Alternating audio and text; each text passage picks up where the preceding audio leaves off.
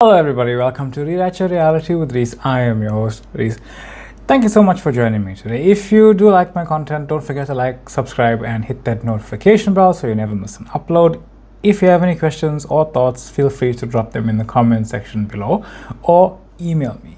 And now for today's video. I am in my desired end. I have imagined it all, so why do I feel the 3D fear and doubt? Normal question.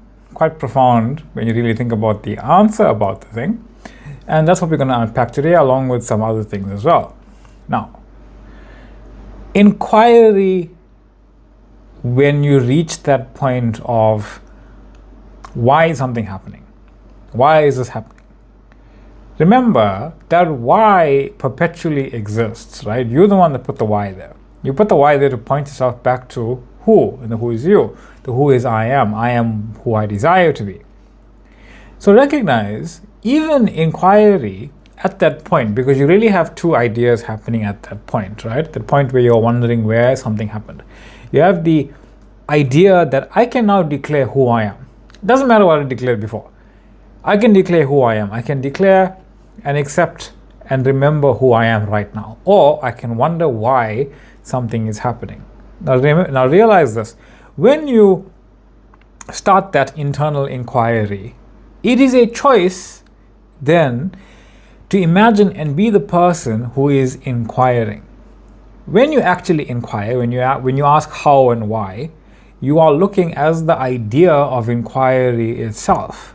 You're looking as the questioner itself. You are being the questioner. There's no answer coming forth, because it's just the answer is you recognizing, hey, I'm being questioner, hence I'm experiencing myself asking a question. And when you don't look at it from pure awareness, you will always see it as the one who is really being, the one who is searching. In other words, when you look, you create the idea of the you that is looking as the thing you are looking for, yet without the creation of the thing you are actually seeking. Because creation works as being, inquiry still holds the assumption that something is missing or incomplete. But there's nothing that is not there. It is the idea that there is something not there that you start to look for, creating the entire idea that I'm looking for something that I can't find. That's just an idea. It's endless. And if you think about it, imagine a story where the author wrote something about a person looking for something, but they never made anything for them to look for. So this character is perpetually looking for something. It will never find it because the author didn't put something there for them to find.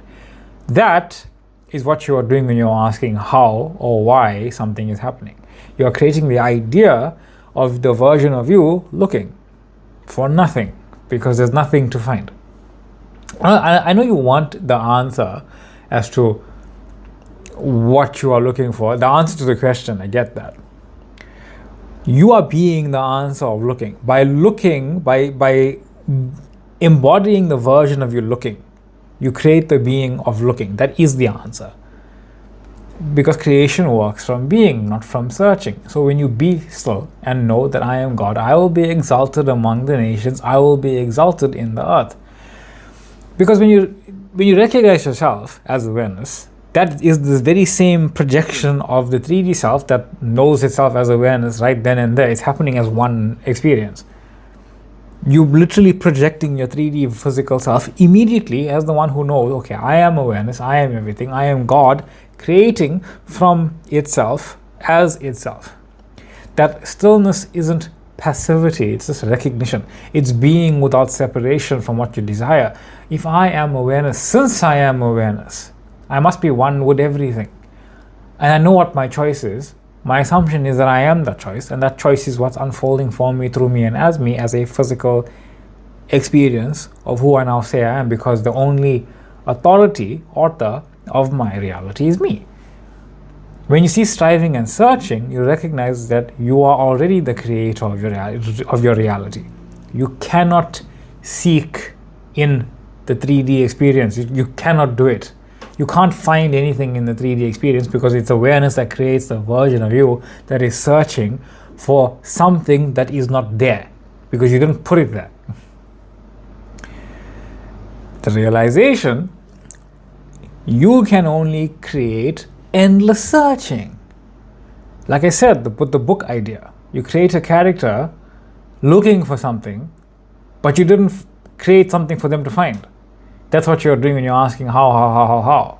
There's no how. There's only I am the version of myself in the story that I desire to be in. That's it. You can only ever create endless looking. It's endless. Because as long as you identify with the seeker, you are still searching for completion outside of yourself. That version of you who is seeking, it's a complete version. They're perpetually looking for something or other. They are completely exactly like that. That exists. But it exists simultaneously, superimposed with everything else that also just exists, inseparable from anything. Otherwise, you couldn't blend into any of them so seamlessly. Were there an actual gap? Well, I'll just be my desired end then. This is the shift from unconscious inquiry to conscious being. Okay, I will just be my desired end. Exactly, that's it. That is literally it. I will just be who I desire to be, come hell or high water. Unconscious versus conscious choice now. You see, unconscious choice of being in the searching idea, you choose to be the one who is looking for what you want. You usually go about this unconsciously or sometimes consciously choosing to be the one who is searching for what they want because you're still trying to look for it. You're still trying to avoid something you think is going to happen. Even if it happens, it doesn't matter. You may not like it. That's different. You don't have to like it. Because God created everything, even experiences you don't like. Otherwise, how would you recognize the idea of liking something? You need abundance of everything in order to experience the abundance of anything. Conscious choice of being the desired reality. You choose to be the thing. You choose to be the experience. You choose to be that reality. You choose to see yourself as awareness itself, experiencing that which it desires, you desire to be experiencing. The thing you would otherwise be looking for before and even it appears physically, you just decide that I am choosing to be this here right now in my assumption of myself as awareness, as reality, as this is here right now. This is who I am. I don't care what happens. I am this. Daniel, now in scripture, shows that circumstances can't touch being, which is what I was contemplating while creating this teaching. Even the mouth of the lion, impossible. This is my interpretation, by the way. Impossible for me to see how it would close, because Daniel is thrown into the lion's den, quite literally, and for him to recognize, how would this lion's mouth not close on my head? How would that? You can't. You only require the awareness that what you desire simply exists, and accept that it is already handled. Because Daniel knows there's a version of me who's perfectly healthy, wealthy, free, fun, happy, perfectly happy, blissed, joy, safe. Daniel knows that because he's aware of it. That's his desire. You're staring into the mouth of a lion. Your desire is, I want to be safe. If you want to be safe, that must exist. But you can't understand how that can come about from the circumstances that you are presented with, such as the lion's mouth. There is no way for me to bring it about myself, but that is by design. Circumstances, fear, doubt, or even the disbelief of others, like the king questioning Daniel, cannot alter the reality of who I am. Daniel says, I am safe. That's the end of the story. But you experience the story of being safe, so it actually has some context to you. It is my choice of my being that determines the outcome. Daniel 6:20-22. And when he came to the den, he cried out with a lamenting voice to Daniel. The king spoke, saying, Daniel, servant of the living God, has your God, whom you serve continually, as in the God you return to, the knowing you return to continually, return to your I am awareness, been able to deliver you from the lions, deliver you from these circumstances to that which you desire? I am safe. Then Daniel said to the king, O king, live forever.